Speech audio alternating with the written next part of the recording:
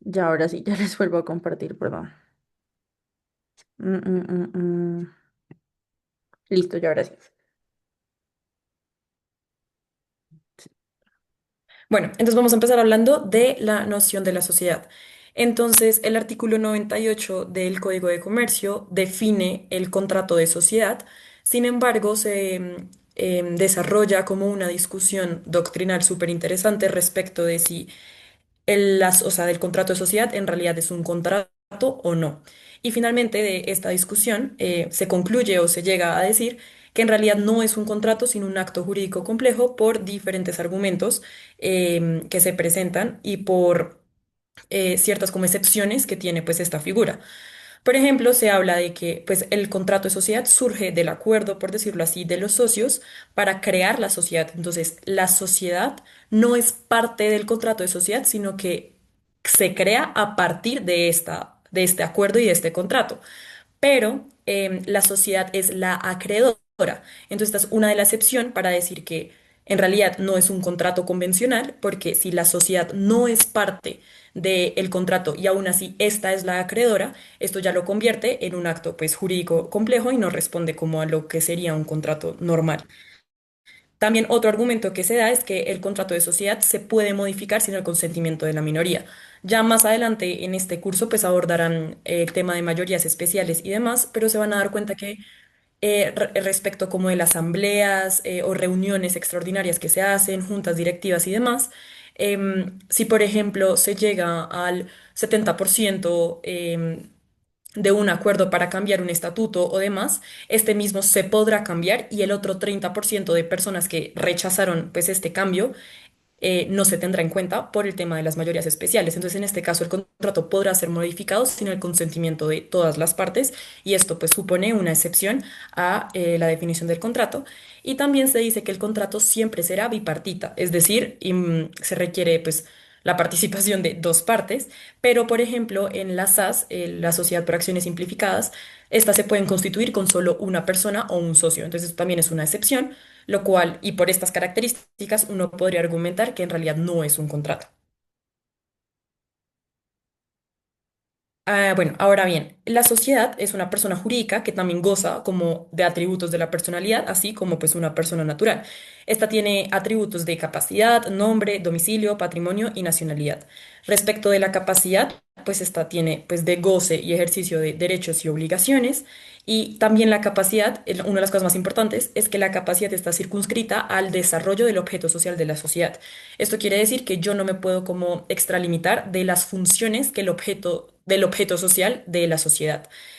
Asimismo, se dice que las sociedades son incapaces relativos porque éstas deben actuar bajo un representante legal, pues porque hagan de cuenta que la sociedad en realidad no es como una, o sea, no quiero decirlo como ficción porque es un concepto muy técnico, pero la sociedad pues no puede actuar por sí misma, o sea, necesita pues precisamente este representante legal o pues una persona natural. Respecto del nombre, el nombre es el que identifica el tipo societario, entonces en las sociedades de capital se hablan de denominaciones sociales.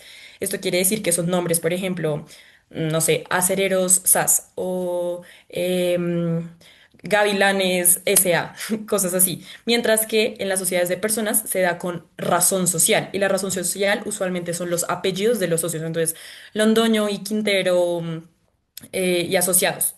Más o menos funciona así. Respecto del domicilio, pues esta es la relación que tiene la sociedad con la suscripción territorial. El patrimonio, recuerden que la sociedad tiene en sí misma un patrimonio diferente al patrimonio de los socios, entonces es un patrimonio aparte. Y la nacionalidad, el único efecto práctico de este atributo de la personalidad es para poder determinar el régimen jurídico aplicable, o sea, si se aplican las normas pues, de aquí de Colombia o si por el contrario no aplican. Ahora, respecto de la clasificación de las sociedades, estas clasificaciones corresponden, hagan de cuenta, como al género, mientras que los tipos societarios son la especie.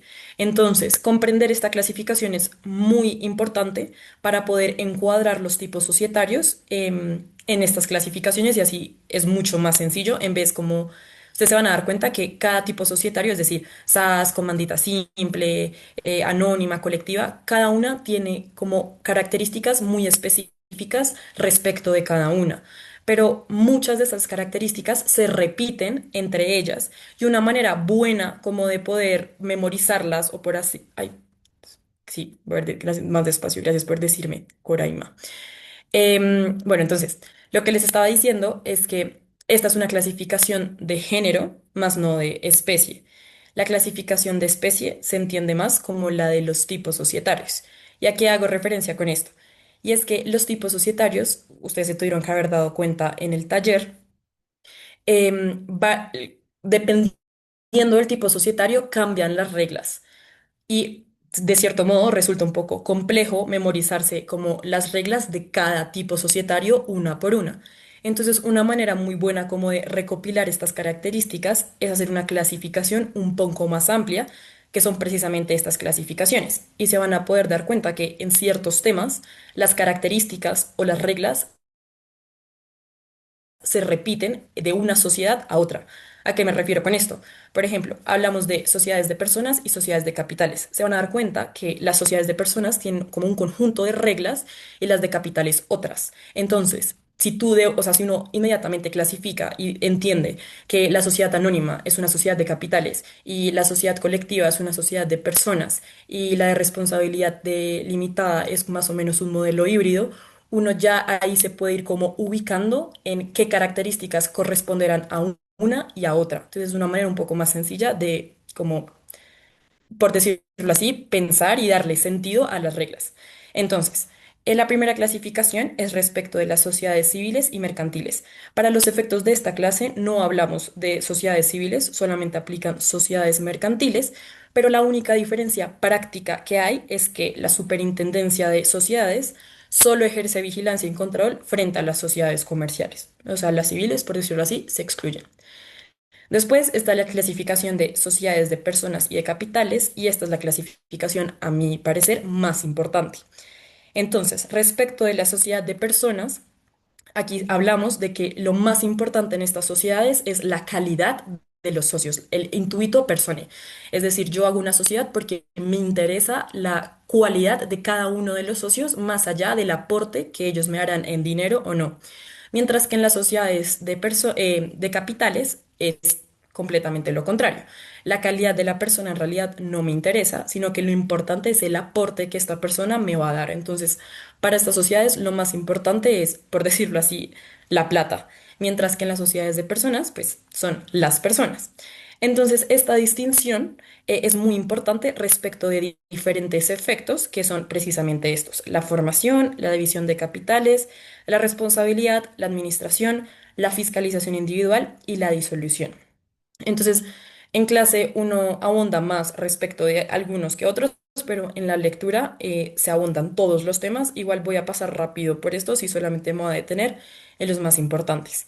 Entonces, respecto de la formación, cambia en si es una sociedad de personas o una sociedad de capitales. Porque si hay un error en la persona al momento de hacer el contrato de sociedad, esto sí podría llegar a constituir un vicio en el contrato si yo me equivoqué de que, no sé, yo quería contratar con Pepito Pérez y en realidad contraté con Pepito López. Entonces, en este caso, ese error sí va a ser relevante a la hora de yo conformar mi sociedad. Mientras que en una sociedad de capitales, este efecto no constituiría ningún tipo de vicio, porque en la sociedad de capitales la calidad de la persona es irrelevante. Respecto de la división de capitales, aquí cambia respecto pues de si es sociedad de personas o capitales, en el sentido de que, por ejemplo, en las de personas, cada uno tiene un voto, mientras que en la de capitales el voto depende del aporte. Por decirlo así, en las de personas es como un voto por cabeza, mientras que en la de los capitales como voto por aporte, más o menos. Igual más adelante van a ver este tema un poco más específico cuando vean el tema de capital y como la diferenciación que hay entre pues, los diferentes.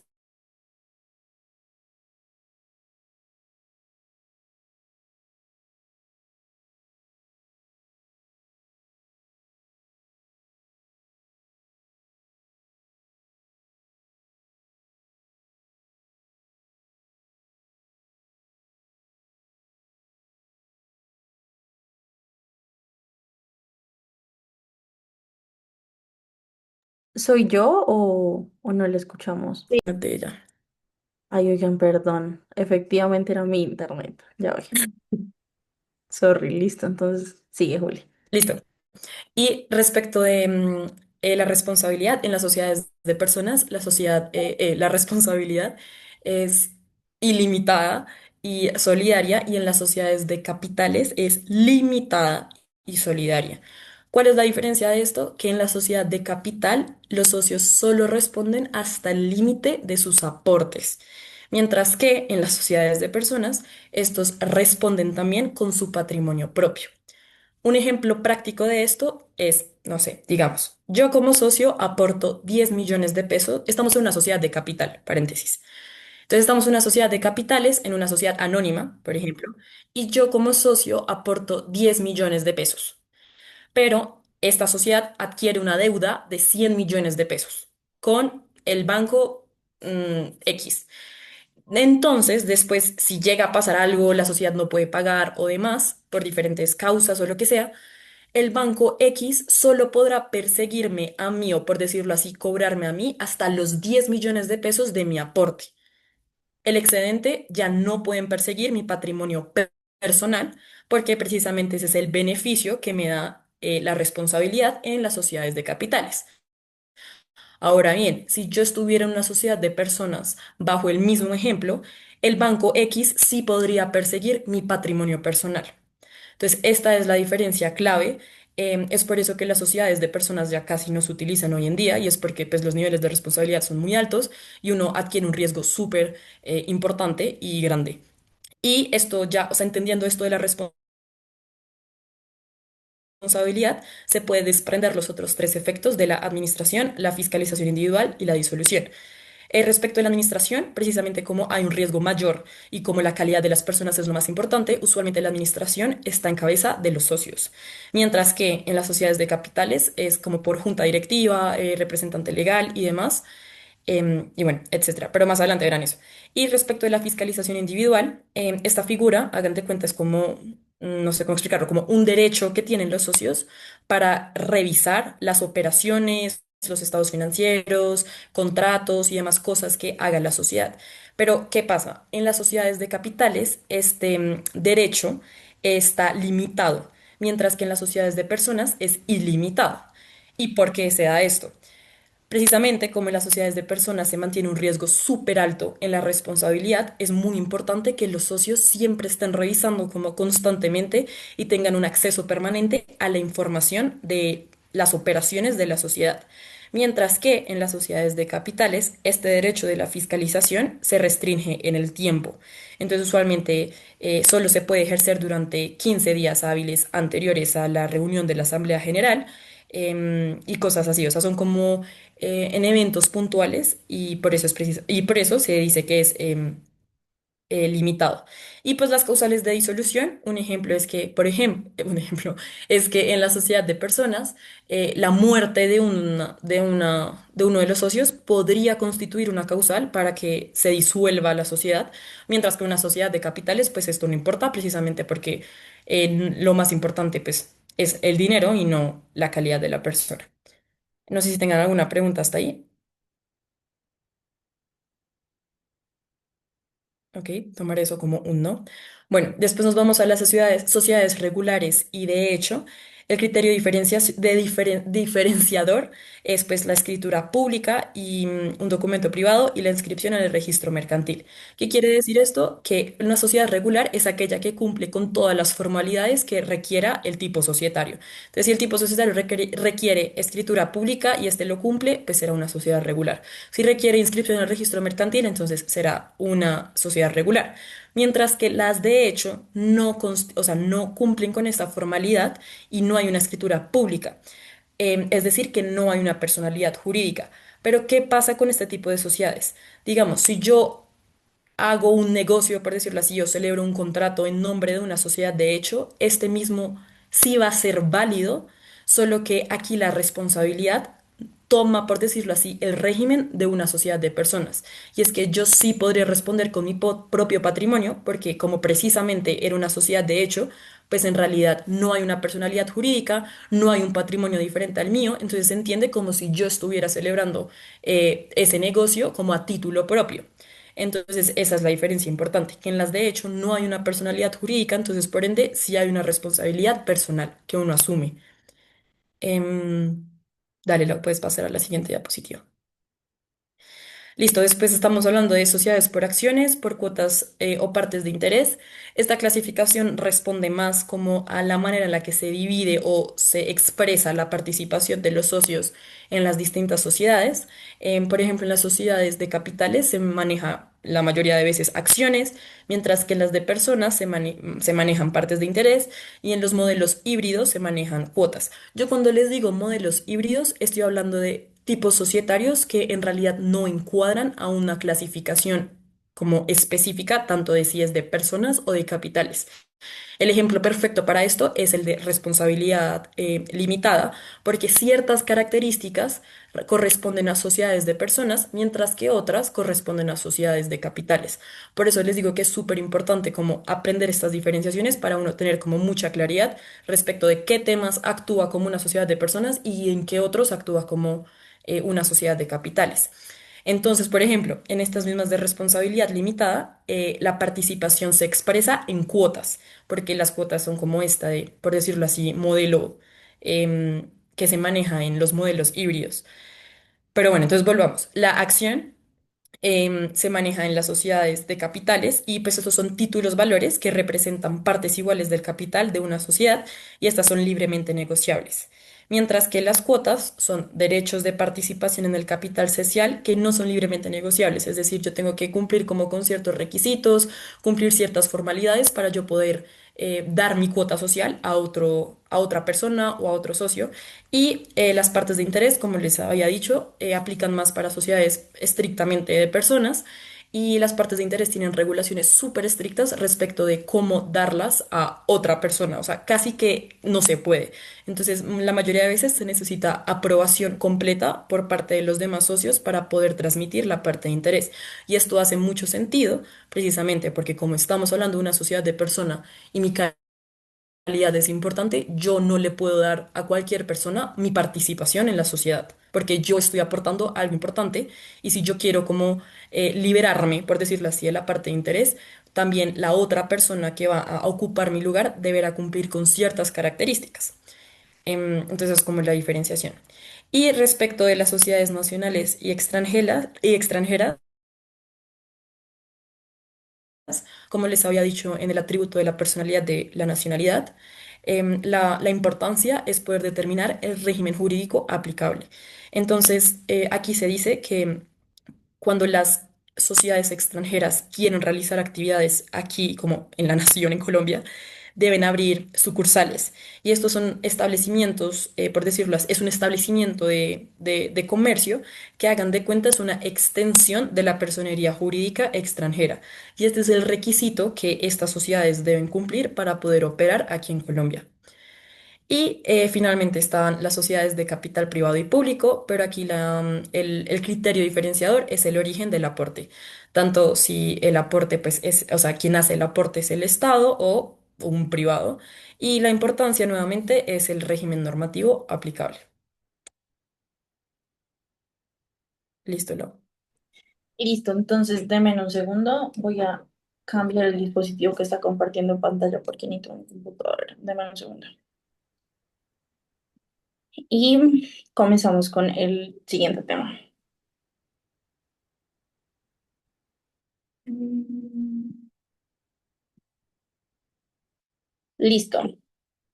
Entonces, ahora vamos a ver la clasificación de las sociedades. Es importante, pues algo que no les dijimos porque comenzamos a las 6 muy puntuales. La modalidad del parcial es usualmente abierto. El semestre pasado usualmente lo hacían en parejas, casi siempre son casos, preguntas de verdadero y falso a veces. Pero exige que ustedes tengan un conocimiento amplio tanto de lo que acaba de explicar Juli como la diferencia entre tipos societarios. Las preguntas nunca les van a preguntar, dígame cuál es la diferencia entre una limitada y una anónima, sino que eso lo van a tener que aplicar en un caso y van a tener que identificar bien qué tipo de sociedad estamos hablando y si de acuerdo al tipo de sociedad de la que están hablando más adelante hay una causal de disolución de la sociedad por el mínimo máximo socios o bueno, con un tema de los derechos de inspección, con los temas de administración o con la simple generalidad de si se puede constituir o no esa sociedad con la finalidad con la que se busca. Entonces tengan muy presente que esto no se los van a preguntar así de manera muy directa, pero tienen que saberlo para solucionar un caso de manera correcta. Entonces, respecto de la sociedad colectiva, esta es una sociedad de carácter personal, es una típica sociedad de este régimen, es usada en dimensiones muy pequeñas para ser parte de esta sociedad, pues atendiendo al régimen personalista que le atiende a esta, se va a tener en cuenta la idoneidad de la persona y de sus vínculos, ya sean familiares o amistosos.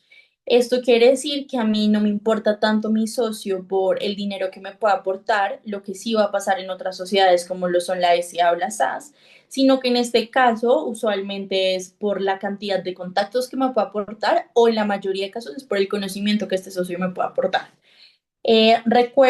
Respecto de esta sociedad, usualmente se usa en situaciones de reestructuración concursal o preconcursal. Esto es en casos de que las sociedades llegan a tal punto en el que necesitan meterse en una ley de insolvencia y usan esta sociedad como una manera de salir adelante, pero no es que inicialmente los socios, y va a ser por el régimen de responsabilidad, quieran entrar a esta sociedad, digamos lo que de primerazo, si me hago entender.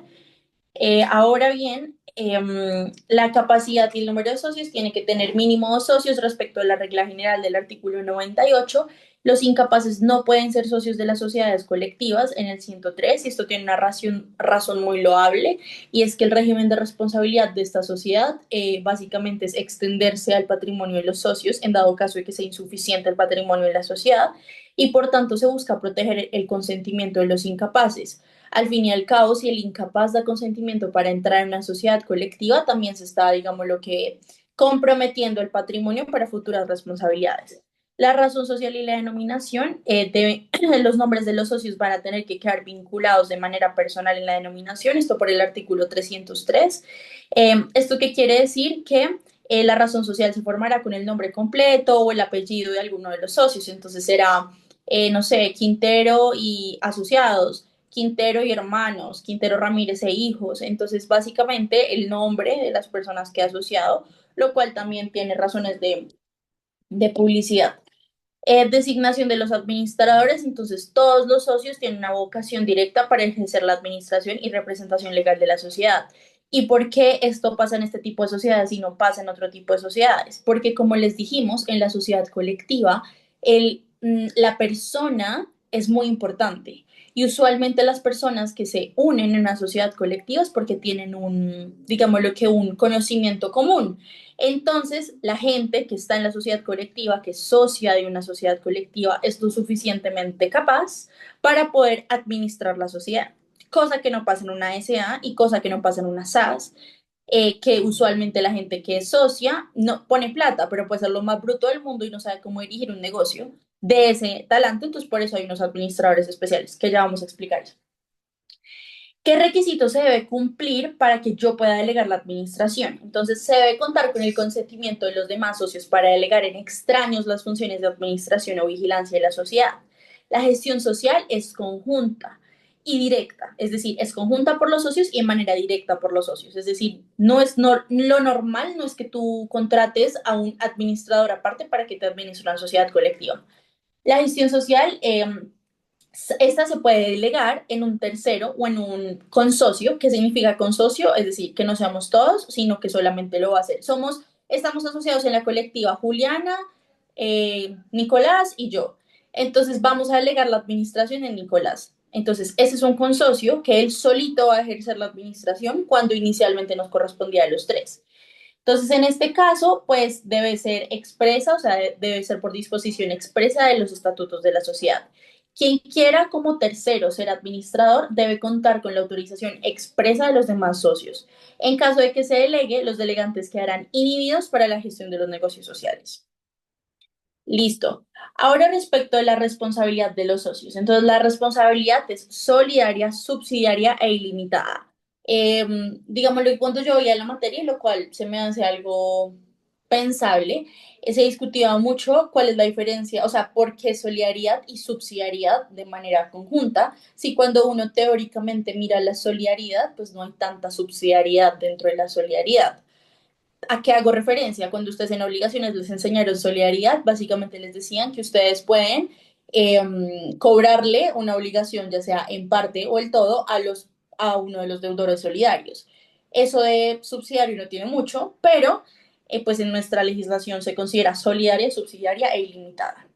¿Qué quiere decir con subsidiaria? Básicamente que de alguna manera protege el patrimonio y es que usted primero como acreedor va a tener que pedirle que se le pague la deuda a la sociedad, es decir, su primer deudor va a ser la sociedad y su segundo patrimonio que va a poder responder por las obligaciones de la sociedad van a ser los patrimonios de los socios.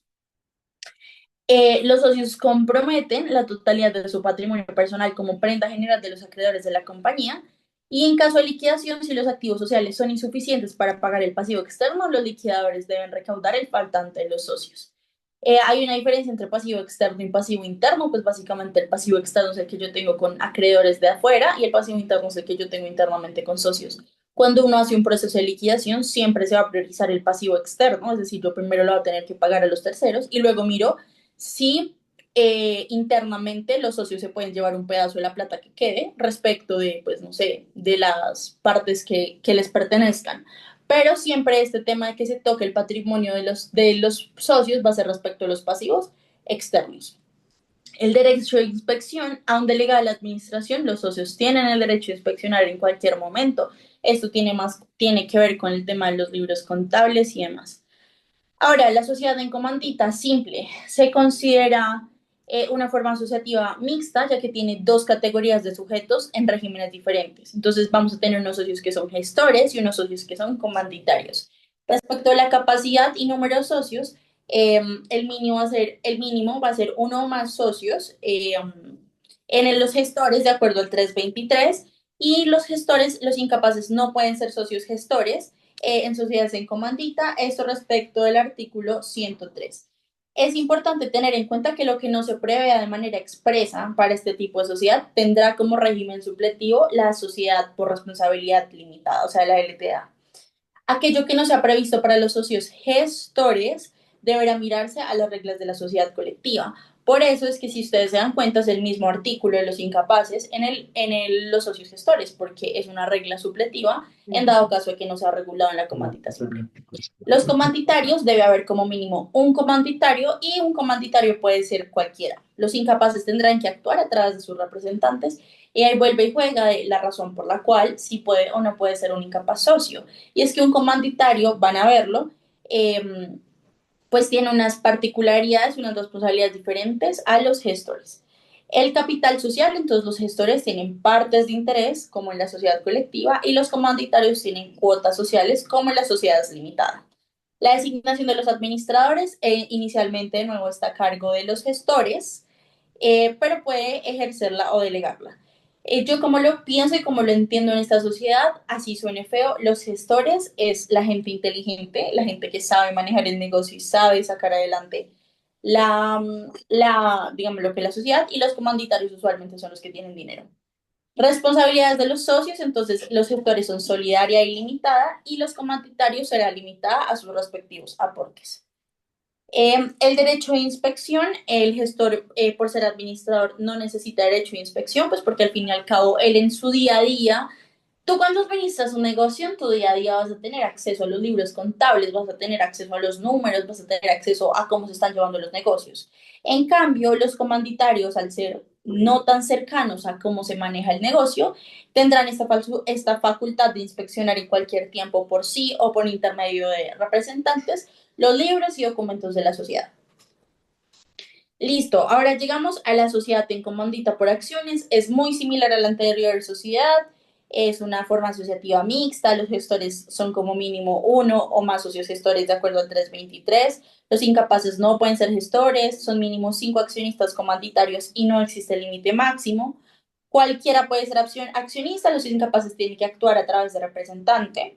El capital social, de nuevo, los gestores son por partes de interés y los comanditarios son por acciones. Acá viene la diferencia respecto del anterior. En las anteriores, el comanditario era por cuotas sociales, en esta va a ser por acciones de igual valor que forman parte del capital suscrito. Entonces acá nos damos cuenta que lo que no se prevea de manera expresa para este tipo de sociedad tendrá el régimen supletivo en la sociedad anónima.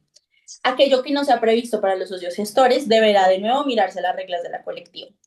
Entonces, respecto de la designación de los administradores, estará a cargo de los socios gestores, quienes de nuevo pueden ejercerla o delegarla. La responsabilidad de los socios es igual que en la anterior, los gestores solidaria y limitada y los comanditarios limitada a sus respectivos aportes. El derecho de inspección básicamente funciona igual que en la anterior sociedad que les acabo de explicar. Listo, llegamos a la sociedad de responsabilidad limitada. Entonces, acá es lo que les decía Juli, de que este es el tipo societario clásico, mixto, del que hablan cuando estamos hablando de sí, de un tipo societario que puede ser de personas y de capital, porque tiene aspectos de uno y tiene aspectos del otro. Entonces, la capacidad y número de socios, mínimo 2, máximo 25. Cualquiera puede ser socio. Los incapaces tendrán que actuar de nuevo por medio de representantes. Eh, Esta tiende a ser una sociedad intuitu rei, es decir, respecto de es una sociedad de capital, porque, o sea, pues se entiende que puede entenderse como una sociedad de capital porque las reglas supletivas aplicables a esta sociedad es de la sociedad anónima. Pero el régimen supletorio respecto de la administración y de la representación legal se nutre del régimen jurídico de las sociedades colectivas. El capital estará dividido en cuotas sociales de igual valor. La designación de los administradores, pues la Junta de Socios va a delegar o podrá delegar la representación y administración. ¿Alguien me habló? Ok, qué bien. Y la administración de la sociedad en un gerente, estableciendo de manera clara y precisa sus atribuciones. Entonces acá ya vemos que en este tipo de sociedad se va a poder delegar la administración, o sea, en las anteriores también, pero en esta puede que sea un poco más común porque acá no hay esa clase, o sea, bueno, no están esos socios que le llamo yo inteligentes que saben manejar el negocio, sino que acá puede que hayan más socios que pongan solamente plata y quieran recibir utilidades que al fin y al cabo es digamos, lo que la finalidad al momento de constituir una sociedad. La responsabilidad de los socios responderá hasta el monto de sus aportes, salvo pacto en contrario en los estatutos, y lo anterior tiene excepciones en temas de materia fiscal y en materia laboral. En los estatutos, además, se puede pactar que los socios asumirán una mayor responsabilidad, que es el primer punto que les acabo de explicar. Prestaciones accesorias o garantías suplementarias, siempre que se exprese la naturaleza, la cuantía y la duración y la modalidad. Es decir, yo en el estatuto me puedo comprometer como socio a responder por más del monto de mi aporte. No conozco un caso en el que se haga y tampoco sé muy bien, digámoslo, por qué un socio lo haría, pero se puede. En caso de omitir la palabra limitada o LTDA en la razón social, da lugar a una responsabilidad solidaria e ilimitada de los socios ante terceros. Esto es por un tema de publicidad. Al fin y al cabo, la palabra LTDA le da información a los terceros que contraten con esta compañía, el tipo societario con el que están contratando, y a uno como contratista, a una sociedad le importa mucho saber con qué tipo de sociedad te está contratando por ese régimen de responsabilidad. En dado caso de que esa empresa quiebre a mí, ¿quién me responde? Por eso es que es demasiado importante pues saber eso. Cuando los aportes del asociado no se hayan pagado en su totalidad al momento de la constitución, los socios responderán solidariamente a las obligaciones sociales. Eso está en el 355 del Código de Comercio. Y pues como les dije anteriormente, hay una excepción en materia fiscal y en materia laboral.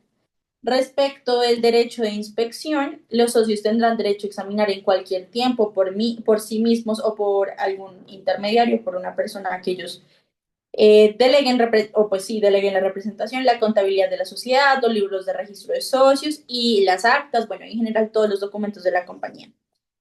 Venimos a la sociedad anónima, es una sociedad que pues la más usada actualmente sin duda alguna es la SAS, pero la SCA no es una sociedad totalmente olvidada y esto porque en el régimen financiero todas las entidades financieras, es decir, aquellas que realicen actividades bursátiles, aseguradoras o financieras, tienen que ser constituidas bajo una SA.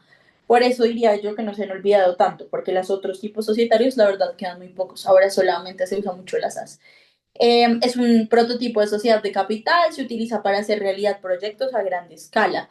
Cuando ustedes los mencionan una SA, piensen en un banco, piensen en una aseguradora, piensen en una fiduciaria, piensen en Ecopetrol, que son este tipo de sociedades que no importa tanto como socio qué tanto conocimiento tengas, sino que realmente lo importante en este tipo son el capital y con el capital que tú tengas la capacidad de comprar las acciones.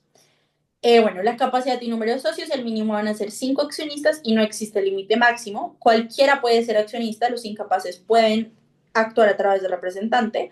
El capital social se va a dividir por acciones que permite la circulación de estos títulos y la negociación simple de estos en el mercado público. Para uno entrar a negociar en el mercado bursátil, es decir, para poner acciones de mi sociedad en el mercado de valores, en la bolsa de valores, yo tendré que ser una SA. Entonces, esto también va a permitir que se haga una negociación simple en el mercado intermediado, que es el mercado del régimen de valores. Designación de los administradores, entonces tendremos una junta directiva, que será en las SA es obligatorio tener una junta directiva, que será elegida por la Asamblea General de Accionistas. Entonces acá les voy a hacer un adelanto, un tema que vamos a ver más adelante, y es administradores. Cuando ustedes les hablen de administradores, es la gente que sabe llevar a cabo el negocio. Cuando ustedes les hablen de administradores, es esa gente la que piensa cómo tengo que llevar el negocio para que el negocio me dé plata. ¿Cuáles son los administradores? Una junta directiva, un representante legal, un gestor fiscal. Bueno, hay varios, pero los más importantes para que tengan en cuenta ahorita son la junta directiva, que son esas personas que elige la asamblea de accionistas, es decir, la gente que pone plata, la gente que tiene acciones, y elige a esa gente de una manera muy particular. Cuando lo veamos se van a dar cuenta que es una manera de elección chévere, en la que básicamente eligen cierta cantidad de personas para que sean las que dirijan el negocio. El representante legal será elegido por la junta directiva, salvo pacto en contrario en los estatutos. Esta responsabilidad va a ser hasta el monto de sus aportes por ser acciones y por ser una sociedad de capital. El derecho de inspección puede ejercerse por todos los accionistas durante 15 días hábiles que precedan la reunión de asamblea. Listo. Es importante también tener en cuenta que bueno, como les dije, esta sociedad tiene un índole totalmente impersonal, básicamente no nos importa la persona sino la plata y mm, acá hay una clara diferenciación entre la actividad la individual de los socios y las obligaciones de gestión de la empresa social, cuya responsabilidad se radica en la forma exclusiva de los administradores, que era lo que les estaba explicando. En este caso, nosotros ya tendremos una junta directiva que básicamente será la que se encargue de saber cómo manejar el negocio. Mm, bueno, es importante tener en cuenta que en este tipo de capital, esto aplica tanto para la anónima como para la SAS, hay 3 tipos de capital. Hay un capital autorizado, hay un capital suscrito y hay un capital pagado. Ahorita no me voy a poner a explicarles cada uno de los capitales porque es un tema suficientemente amplio para el otro corte. Pero sí, tengan en cuenta que existen estos 3 capitales. Entonces, bueno, acuérdense que en este caso solamente tendremos inspección durante los 15 días hábiles que preceden a la reunión. Por tanto, se entiende que durante el resto del periodo contable, el ejercicio de la fiscalización, es decir, de la revisión de estos documentos, estará en manos del revisor fiscal y si las circunstancias legales se cumplen en la entidad gubernamental que ejerce la vigilancia sobre la sociedad. Es decir, acá me podrá revisar eso tanto el revisor fiscal como si una superintendencia me vigila a mí, lo cual en el caso de las SA es muy común que sea la superfinanciera en conjunto de alguna otra en dado caso de que tengas actividades especializadas, como por ejemplo, no sé, seas una aeronáutica, si a la aeronáutica la vigila la sociedad superfinanciera porque es, pues digámoslo, bajo su vigilancia, también la va a vigilar la superintendencia de Puertos y Transportes si va bajo su vigilancia. Entonces, este tipo de sociedades puede que sean vigiladas por entes gubernamentales, como lo son las superintendencias, pero además estos libros y demás van a tener que ser revisados por el revisor fiscal. En esta sociedad se establece la existencia de un revisor fiscal, digamos lo que en todas las sociedades por acciones. Y la función principal del mismo es controlar la actividad de los administradores. Entonces, claro, los administradores tienen una responsabilidad grande que es sacar adelante el negocio, pero hay un revisor fiscal atrás que los vigila, de que no estén haciendo, digamos, que cosas raras. Ahora, respecto de la SAS, es la más usada actualmente y porque es la más usada por las libertades que ésta tiene al momento de constitución, respecto al objeto social de la misma. Esta es creada mediante la ley 2258 Para la constitución de la misma no se necesita escritura pública, solo se necesita que por medio de un documento privado se constituya y que digamos lo que este documento se registre en el registro mercantil. Puede ser de una o varias personas, estoy de acuerdo al artículo primero, cualquiera puede ser accionista, la misma regla para los incapaces, el capital social es de acciones, la designación de los administradores será lo que digan los estatutos, la sociedad, esta SAS no tiene y no está obligada a tener una junta directiva, la responsabilidad de los socios es hasta el monto de los aportes, salvo el caso del levantamiento del velo corporativo, que si no lo han visto lo verán, lo cual es algo muy raro, eso va en contra, o bueno, es muy criticado por los abogados societaristas porque al final va un poco en contra de la teoría de la sociedad, porque básicamente uno no constituye sociedad para que le levanten el velo.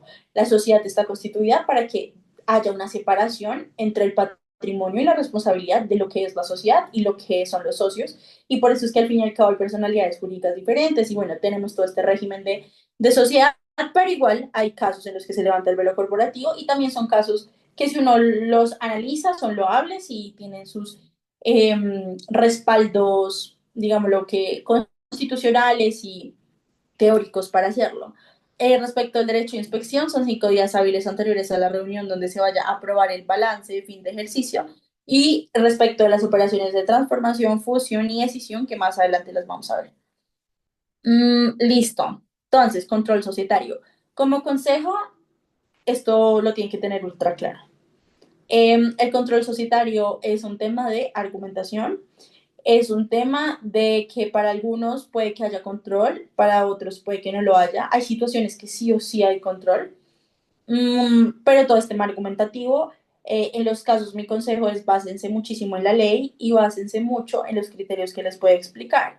Si ustedes saben argumentar el criterio y cómo se da, o sea, y cómo da lugar el criterio, todo está bien. Pero no pueden solamente decir como sí por la presunción uno, sí por la presunción 2, no. Tienen que argumentar y traten de argumentar pues claramente con los casos. Entonces, ¿qué es el control? Esto está en el artículo 556 del Código Comercio y básicamente la situación de control se configura cuando el poder de decisión de una sociedad se encuentra sometido a la voluntad de otras personas naturales o jurídicas de cualquier naturaleza. Entonces, básicamente, cuando ustedes les hablen de control societario, lo que tienen que pensar es que esa sociedad no está actuando tan solita, tan por su voluntad, sino que alguien arriba que le está diciendo cómo actuar. De acuerdo a la sentencia C510, se dice que el control pues es como se observa, pese a la existencia de personerías jurídicas distintas, el fenómeno de la subordinación por cualquiera de los factores dichos significa una ostensible pérdida de autonomía económica, financiera, administrativa y de decisión por parte de las sociedades filiales o subsidiarias, ya que por definición están sujetas a las determinaciones, directrices y orientaciones de la matriz y tienen con ella indudables vínculos que implican en la práctica la unidad de interés y propósito. Entonces, ¿cómo se puede ejercer el control? El control se puede ejercer de dos maneras. Se puede ejercer de manera directa y de manera indirecta. Cuando lo ejercemos de manera directa, estamos ante una filial y cuando lo ejercemos de manera indirecta, estamos frente a una subordinada. El que controla lo vamos a denominar matriz. Es importante tener en cuenta que ¿quiénes pueden ejercer el control? El control lo pueden ejercer una o más personas naturales, porque así es como nos lo dice la definición, y estas personas naturales o jurídicas pueden ser de derecho público o de derecho privado. Entonces, las entidades descentralizadas pueden ejercer control. Y ustedes dirán, bueno, pero ¿dónde, cuándo, cómo? Un ejemplo de eso son las licoreras. Las licoreras son controladas por los departamentos. Codensa, la empresa de acueducto, también son empresas que son controladas por entidades de derecho público. Las personas naturales también pueden ejercer control. El mejor ejemplo de eso es Sarmiento Angulo, Gilinski, que son personas naturales que ejercen control respecto de sus grupos empresariales o respecto de sus empresas individualmente constituidas. Las entidades sin ánimo de lucro pueden ser controlantes. ¿Cuál es el ejemplo de ello? Por ejemplo, la Universidad de los Andes es una entidad sin ánimo de lucro, pero la Universidad de los Andes seguramente será controlante de alguna sociedad. Pero el ejemplo más factible es la Fundación Social, que es la que ejerce el control sobre Banco Caja Social. Y la Fundación Social es una entidad sin ánimo de lucro. Entonces acá es donde nos damos cuenta que no solamente son sociedades, de acuerdo a lo que en el derecho societario entendemos, las que pueden ejercer el control. Cosa diferente va a ser sobre quiénes se puede ejercer el control. ¿Quiénes pueden ser controlados? Eh, espérenme un segundo.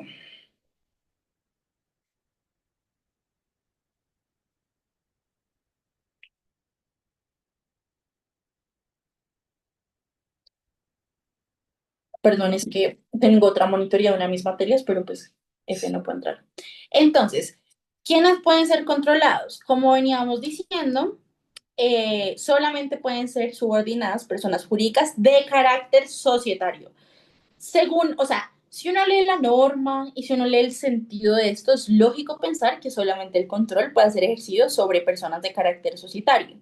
Esto lo ha dicho la Super Sociedades porque dice que el concepto del control del artículo 26 de la ley 222 de 1995 no resulta adecuado a las participaciones de personas jurídicas de naturaleza no societaria porque estas no tienen una razón lucrativa, estas no quieren lucrarse.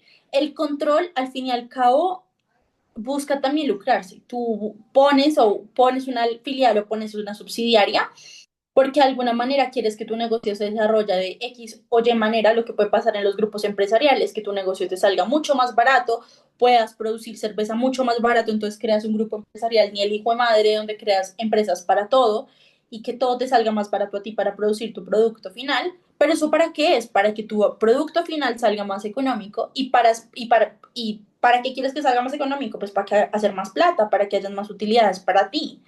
Entonces, el hecho del control societario, digámoslo que en su manera intrínseca en la que funciona, las razones por las cuales se usa, pues al fin y al cabo es para temas lucrativos, para tener ánimo de lucro, no para no tener ánimo de lucro.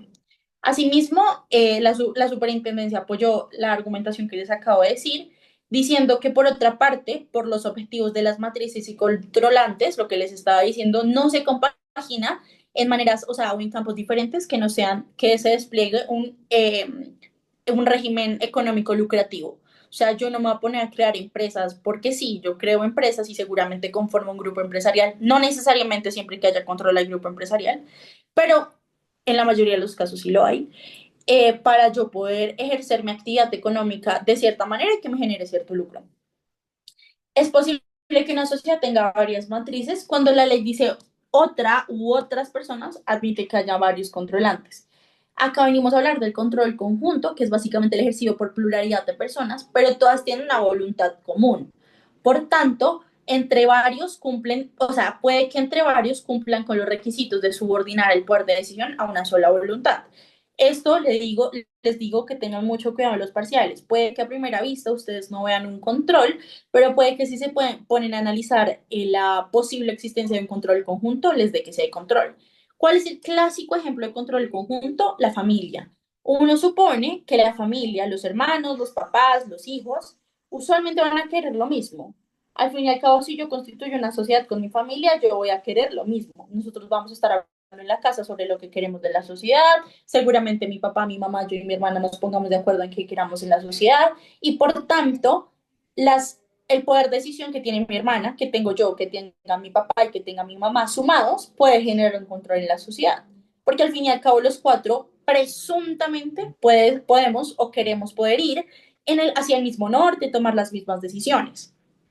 Ahora bien, acá es muy importante tener en cuenta que pues esto es, como dice mi profesor de arbitraje, que es muy chistoso, case by case. Básicamente, cada caso puede que varíe, puede que hayan hermanos que se detesten, entonces pues qué control conjunto va a haber si esa gente ni siquiera se habla.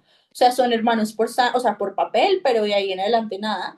O puede que hayan familias que de pronto no se detesten, pero simplemente, no sé, en las asambleas o en las juntas que se hagan, se den cuenta que tienen puntos de posición súper diferentes y por tanto no necesariamente van hacia esa misma unidad para subordinar el poder de decisión a una sola voluntad. Entonces, mi consejo es analícenlo, pero tengan en cuenta las particularidades que les dé el caso. Ahora venimos a las presunciones de subordinación. Acá será importante tener en cuenta que se habla de presunciones legales y no de presunciones de derecho. ¿Quién me puede decir la diferencia entre una presunción legal y una presunción de derecho?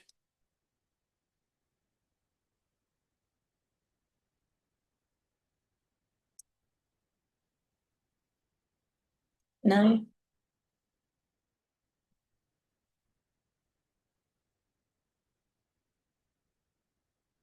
La legal es la que no admite prueba en contrario y la de derecho es la que se refiere como a tal, pero no se presume. O sea, es más amplia. La otra creo que no admite pruebas.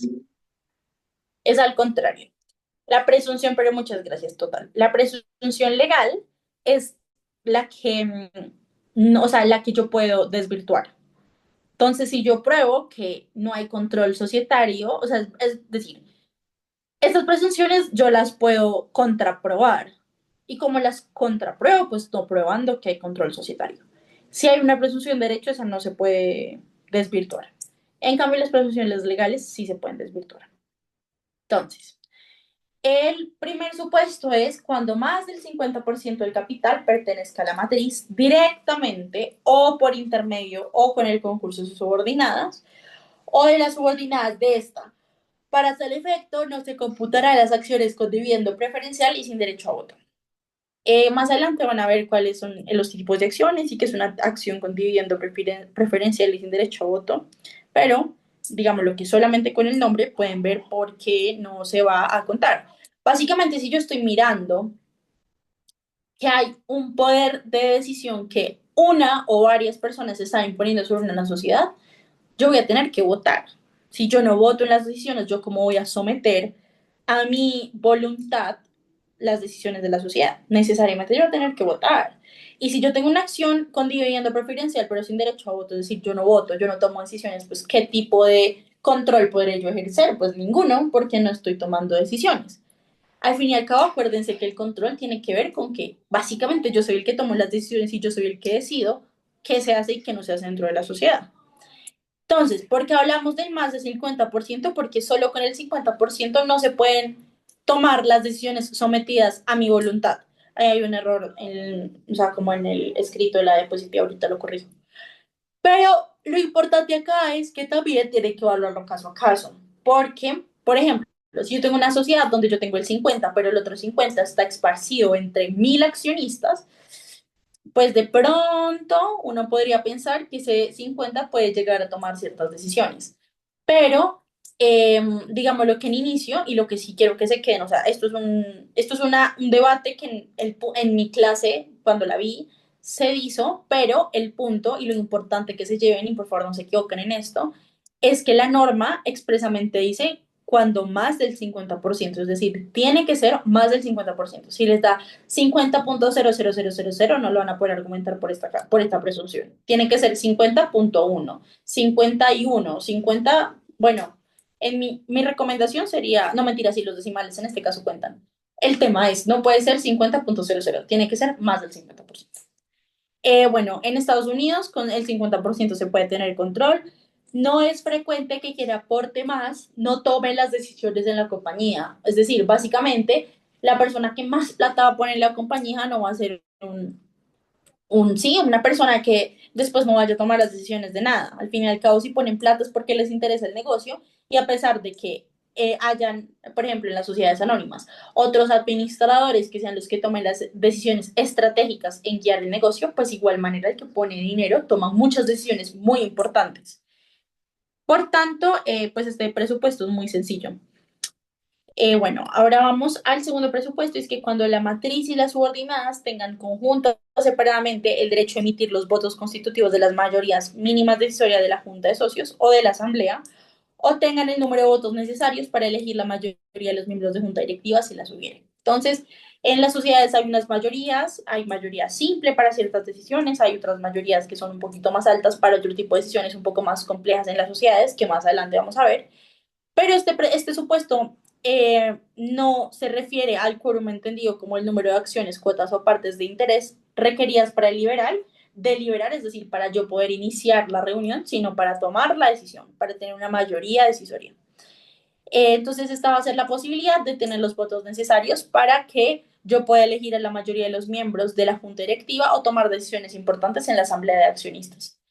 Y el tercer supuesto es cuando la matriz directa o por intermedio o con el concurso de las subordinadas en razón de un acto o negocio con la sociedad controlada o con sus socios ejerce influencia dominante en las decisiones de los órganos de administración de la sociedad.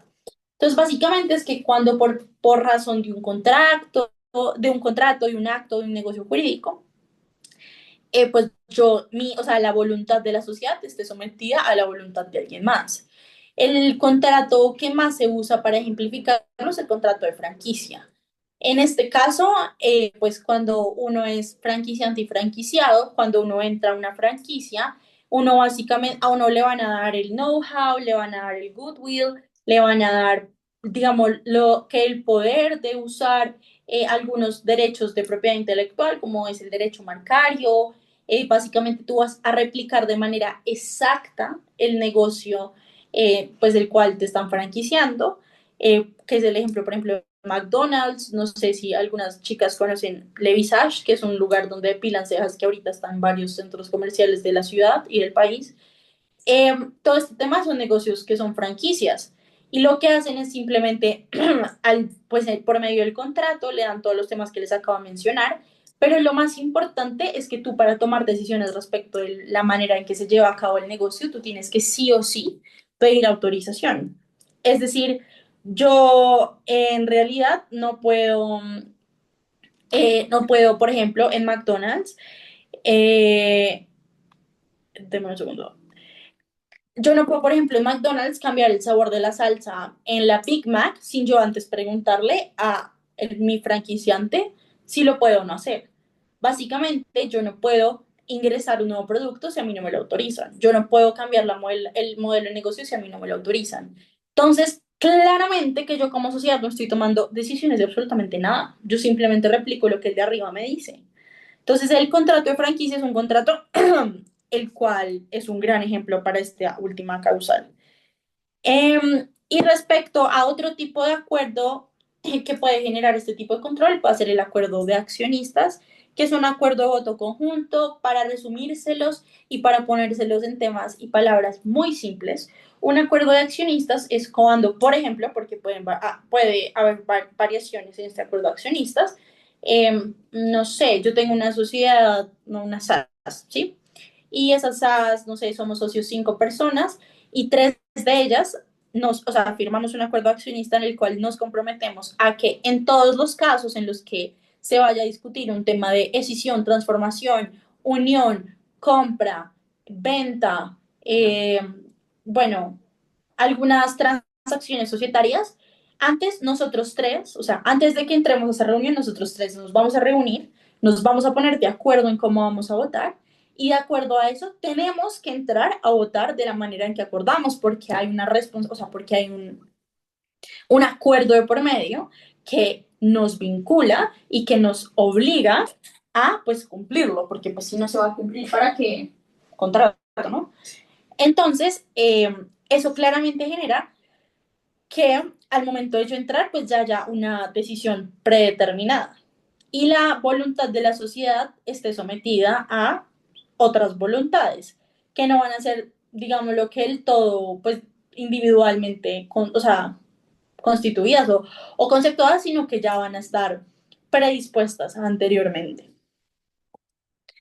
Listo. Ahora, respecto de las consecuencias y las obligaciones a partir del control societario.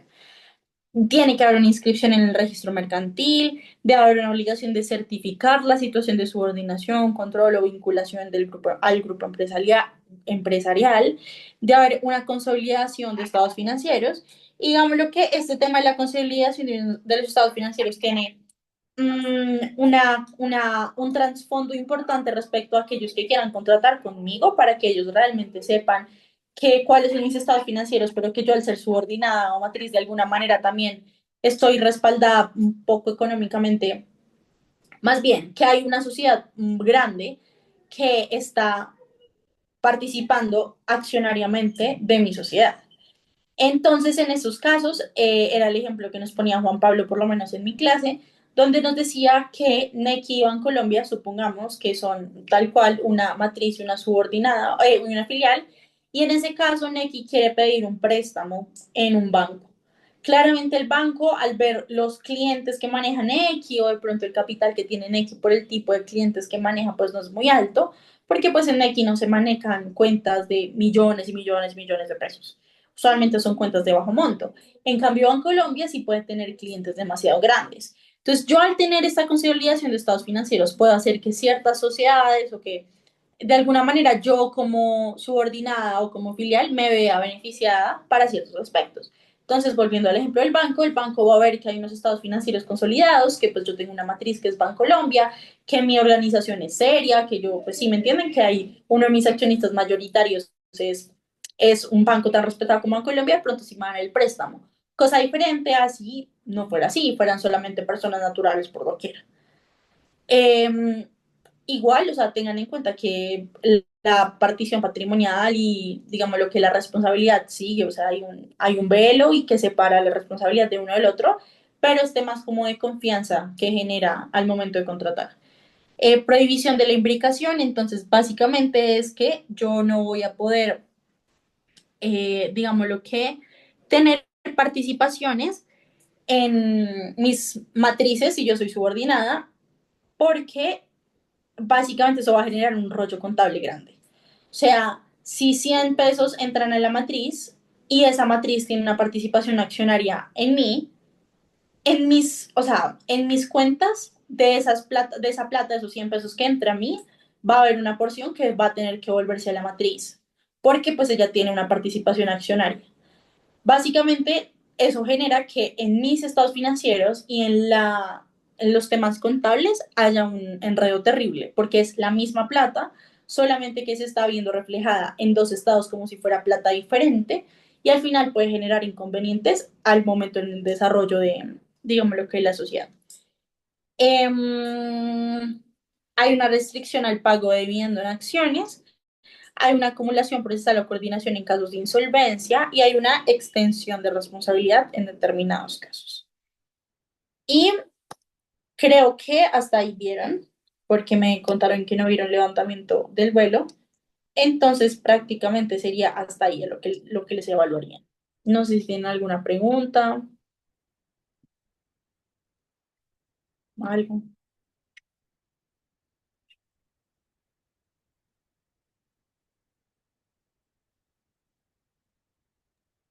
Bueno, entonces ahora vamos a hacer como una parte práctica para que sepan más o menos cómo abordar em, un caso en el parcial.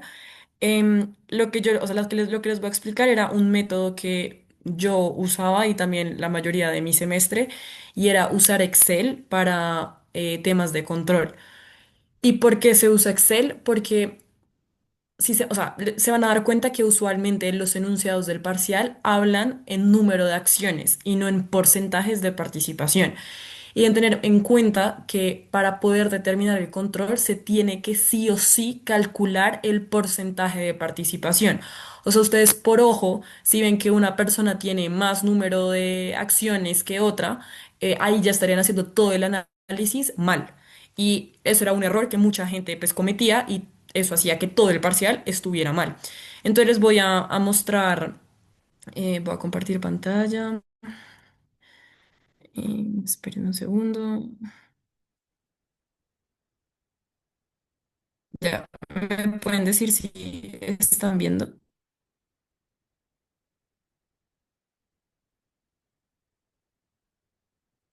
Sí, ya estamos viendo. Sí, Juli. Listo. Bueno, entonces, bueno, esto que saqué es de un fragmento de un parcial, en realidad de segundo corte, porque no encontré mi parcial de primer corte que era de control, pero se van a dar cuenta que en los tres parciales siempre se va a manejar el mismo formato como para hablar de los casos y demás. Lo que cambia, pues, evidentemente es el estilo de las preguntas. Hagan de cuenta que en el primer parcial, o sea, el que ustedes van a presentar, el tema principal es control, pero con esto no estoy diciendo que no se les vaya a preguntar nada de lo de los tipos societarios y demás, porque eso es súper importante como para poder abordar los casos y hay algunos como, por decirlo así, pues no cáscaras, pero sí como cosas muy específicas del el tipo de sociedad del que se está hablando, en donde pues la respuesta cambiará. Entonces, por ejemplo, en este tipo de parciales, usualmente las preguntas son como identifique situaciones de control, cuál sería la matriz, la subordinada, la filial, hay un caso de imbricación, cómo serían las formalidades para inscribir este control, más o menos son ese tipo de preguntas. Y lo que les decía Lau es súper importante. El tema de control es sumamente argumentativo, porque ustedes se pueden ir a cualquier tipo de presunción, pueden argumentar un control conjunto, porque habían unos esposos y ustedes creían que la voluntad pues se unificaba y demás. Entonces, por decirlo así, no se preocupen en pensar que solo hay una respuesta correcta, sino que es más de saber justificar y obvio tener muy en cuenta los porcentajes de participación, porque hay algunas presunciones, por ejemplo, la primera presunción, que o sea, no hay manera como de desvirtuar esa presunción porque se está hablando de una conclusión numérica y es mayor al 50%. Pero esto que les decía es súper importante. Por ejemplo, en este enunciado lo vamos a leer rápidamente para que vean cómo es la estructura. Entonces se dice, tres sociedades panameñas denominadas Dodgers Investments Corp., Royal Holding Inc. Y Padres Capital S.A. participan de la siguiente forma en dos sociedades colombianas denominadas Metropolitanos Ltda. Y Leones Ltda. Entonces siempre les van a dar como estas tablas en donde dice socio, Dodgers Investments, Royal Holding, Padres Capital S.A., número de cuotas sociales en Metropolitanos y número de cuotas sociales en Leones Ltda. Después abajo les dicen, la familia Razuela Soler está compuesta por cinco hermanos, Violeta, Alicia, Ignacio, Bernardo y Jerónimo, todos mayores de edad. La familia creó un negocio de importación y manufactura de ropa deportiva que se estructuró como se describe a continuación. Yankees S.A. es la sociedad operativa de la familia Arrasola Soler y es una sociedad muy reconocida en el mercado colombiano. La composición accionaria de Yankees es la siguiente. Entonces, en este tipo de enunciados es muy fácil que uno se pueda confundir porque, por ejemplo, este fragmento que les di en realidad es la parte corta de un parcial. O sea, así como este enunciado, habían otros cinco enunciados de otras cinco sociedades. Entonces, uno puede llegar como a confundirse respecto de qué sociedad se está hablando. Por eso les digo que a la hora de pues, enfrentar el parcial hay que ser muy organizados y identificar como cuáles sociedades hay y de cuáles voy a sacar la tabla accionaria. Es por eso la importancia de utilizar Excel. Entonces, eh, digamos, les van a dar esto así. Esperen un segundo. Y ahora Excel. Mm, acá. Y listo. Entonces, en este tipo de casos, entonces me están hablando de tres sociedades panameñas denominadas Dodgers Investments. Entonces aquí hay una, Royal Holding Inc., aquí está otra, y Padres Capital S.A. Listo. Después se dice que estas participan en las sociedades Metropolitana Ltda. Y Leones Ltda. Entonces aquí sabemos que no haremos una tabla accionaria de estas tres porque no nos están diciendo cuáles son los socios que participan en ella. Ahora, deben tener en cuenta que muchas veces en los enunciados no siempre todas las tablas están hechas. Esto quiere decir que en el mismo enunciado dicen, como tal persona tiene este número de acciones en tal persona tiene el número de acciones en tal. Entonces ustedes deben estar muy pendientes del enunciado y construir la tabla de socios en caso de que sí, digamos, acá puede haber un enunciado que diga tres sociedades panameñas denominadas Dodgers Investments Corp., cuyos socios son tal, con número de acciones de tal. Entonces, en ese caso, aunque no esté como en el formato de la tabla, ustedes tienen que hacerla, o sea, no la pueden pasar por alto. Pero bueno, este no es el caso. Entonces, aquí les dicen, participan en dos sociedades metropolitanas. Entonces, la manera en la que yo hago este formato es que en la primera celda, siempre para no confundirme, pongo en mayúscula sostenida el nombre de la sociedad a la cual le voy a hacer la tabla. Entonces, en este caso es Metropolitanos Ltda. Y acá pongo socios, acciones y porcentaje, bueno, participación. Ahora, ¿qué es lo importante de esto? Ustedes se van a dar cuenta que siempre en los parciales, la mayoría de veces solamente les van a dar el número de acciones. Bueno, en este caso son cuotas sociales, entonces aquí pues no son acciones, sino cuotas sociales. Entonces, los parciales siempre les van a dar la mayoría de veces solo el número de cuotas sociales y aquí está la trampa, porque mucha gente lo que hace es que, digamos, ve estos números y si logra reconocer que, por ejemplo, tal vez se ve que este tiene un poquito más del 50%, ya hay control. Eso no es tan fácil de calcular y muchas veces los números son muy ambiguos como para uno poder determinar eso a ojo. Y como les dije, el artículo está escrito para poder determinar el control a partir de participación porcentual, no con número de acciones. Es por eso que esto es sumamente necesario. Entonces, bueno, nos vamos a Metropolitanos LTDA, me voy acá, entonces aquí se pone el número de socios. Entonces uno aquí pone Dodgers, Royal Holding, Padres Capital. Y en el número de cuotas sociales, entonces aquí uno pone 150, 150, 150. Listo. Entonces aquí uno va a crear otra casilla que es el total. Entonces para uno poder sacar el número de participación hay que sumar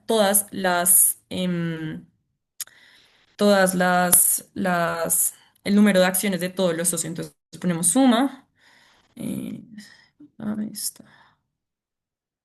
Ay, no, ¿cómo así? Ah, ay, no me acuerdo cómo se hacía esto. Segundo, suma.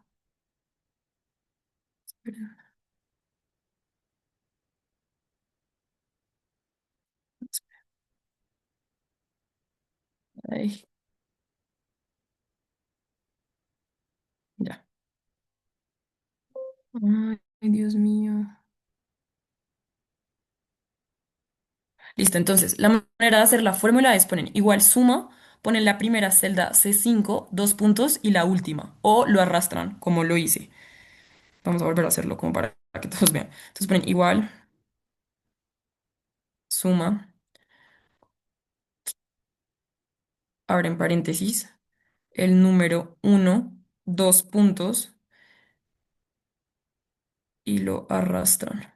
Ay, pucha, y lo arrastran. Listo. Enter. Y eso ya les da el total. Y para sacar la participación, simplemente tienen que cogen el número de cuotas sociales y lo dividen en el total. Así, entonces ponen igual, seleccionan el número de la cuota social y lo dividen por el total y hacen lo mismo con cada una. Pues en este caso es sencillo porque pues todos van a dar el mismo porcentaje, pero eso no siempre va a ser así. Em, y lo que hacemos es que acá ponemos en términos de porcentaje. Yo también les recomiendo siempre poner todos los, por lo menos tres decimales, porque por ejemplo en un parcial que yo